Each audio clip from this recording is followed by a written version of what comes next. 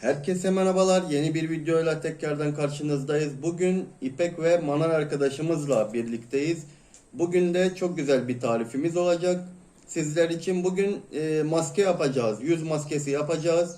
Çok etkili olduğunu şimdiden söylemek isterim arkadaşlar. Daha önce bazı arkadaşlarımızla da denemiştik. Çok etkisini, faydasını gördüğümüz için sizinle de paylaşmak istedik. Daha önce de söylediğim gibi arkadaşlar, videomuza geçmeden önce eğer kanalımıza hala abone değilseniz abone olmayı unutmayın. Çünkü sizinle beraber hep birlikte dünya turuna çıkacağız ve diğer ülkelerde güzellik sırları için neler kullanılıyor hep birlikte göreceğiz ve sizinle paylaşacağız. İpek ve Manar arkadaşımız yanımızda. İpek, sen bir şeyler söylemek ister misin? Herkese merhaba arkadaşlar. Önceki videolardan da tanıdığınız üzere Manar arkadaşımızla bugün sivilce maskesini deneyeceğiz. Dilerseniz hemen videomuza geçelim. Şimdi isterseniz hemen tarifimize geçelim. Bu yüz maskesi gerçekten çok etkili arkadaşlar. Manar arkadaşımıza süreceğiz ve hep birlikte tarifi öğreneceğiz. Şu an elimde bir tane çay kaşığı var ve bir kasemiz var. Bu kasenin içine malzemelerimizi alacağız ve tarifimize başlayacağız. Elimde pudra var şu anda. Pudra kullanacağız. Çay kaşığıyla 3 çay kaşığı pudra alıyoruz.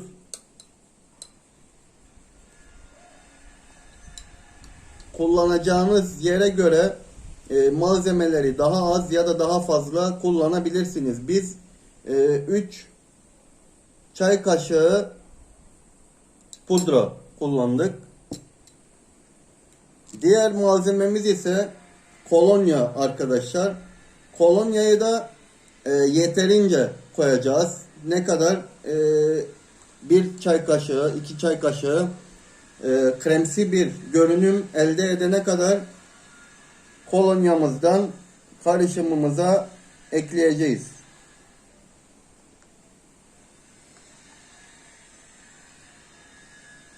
Evet.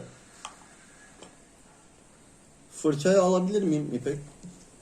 Teşekkür ederim. Pudrayla kolonyayı döktükten sonra karıştırıyoruz. Size nasıl bir kremsi şekil aldığını göstereceğim arkadaşlar. Biraz daha kolonya dökmemiz gerekiyor.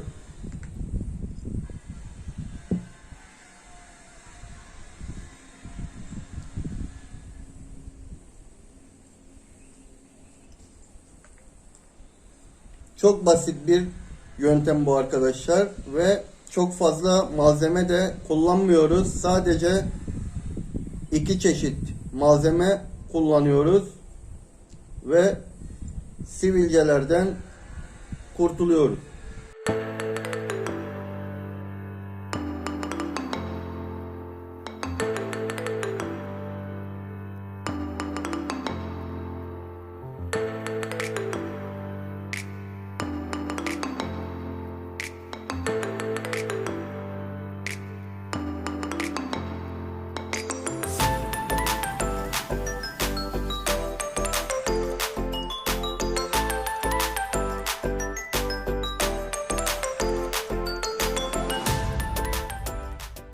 Bu şekilde size göstereyim arkadaşlar. Bakın, kremsi bir görünüm elde ettik. Şimdi bunun uygulamasına geçeceğiz. Yalnız uygulamaya geçmeden önce eklemek istediğim bir şey daha var arkadaşlar. Eğer kolonyaya ya da pudraya alerjiniz varsa bunu size önermiyorum. Kullanmayın arkadaşlar. Eğer pudraya ya da kolonyaya alerjiniz yoksa bunu gönül rahatlığıyla kullanabilirsiniz. Ayrıca yüzümüze sürerken gözlerimize yakın sürmeyeceğiz arkadaşlar. Çünkü içinde kolonya olduğu için gözleri yakabiliyor. O yüzden gözlere çok fazla yaklaştırmıyoruz. Hemen başlayalım.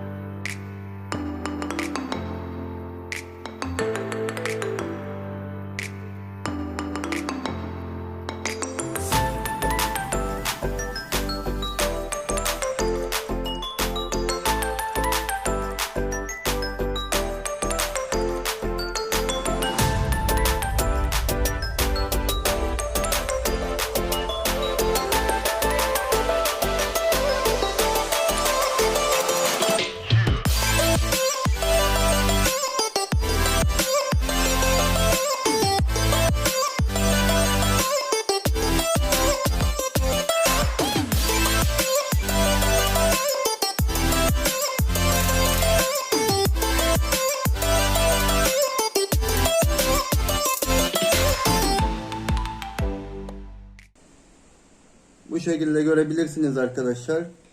Çok güzel kokuyor arkadaşlar.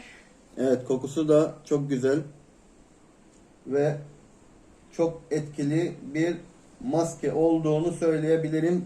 Eğer denerseniz pişman olmayacaksınız arkadaşlar.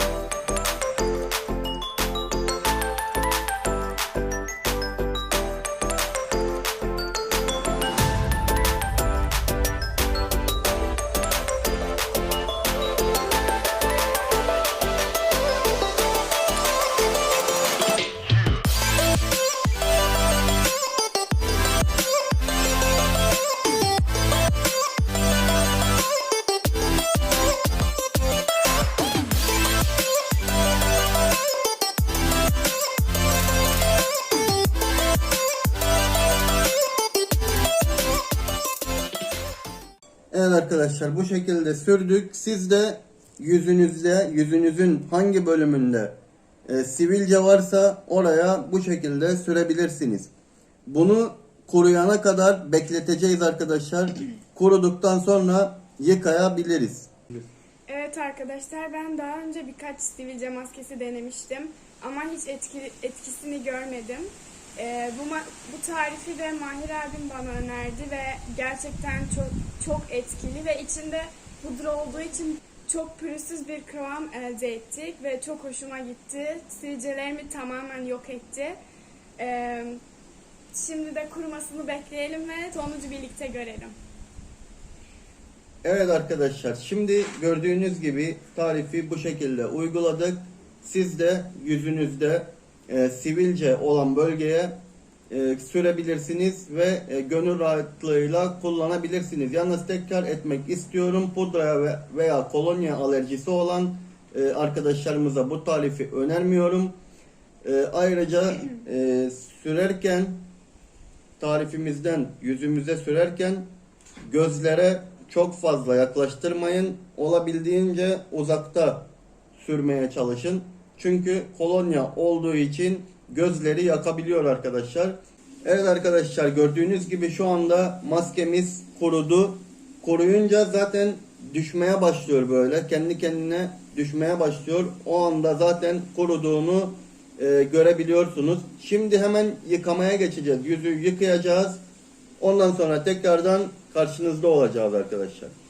Evet arkadaşlar, şimdi yüzü yıkadık. Sonucu görebilirsiniz bu şekilde. Gerçekten pürüzsüz oldu ve harika gözüküyor. Bence de çok süper oldu.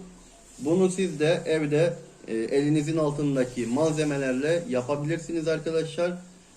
Görüyorsunuz, bembeyaz oldu ve bunu birkaç defa sürdükten sonra sivilcelere elveda demiş olacağız. Bugün de videomuzun sonuna geldik. Diğer videolarda görüşürüz arkadaşlar. Kanalımıza abone olmayı unutmayın. Kendinize iyi bakın arkadaşlar.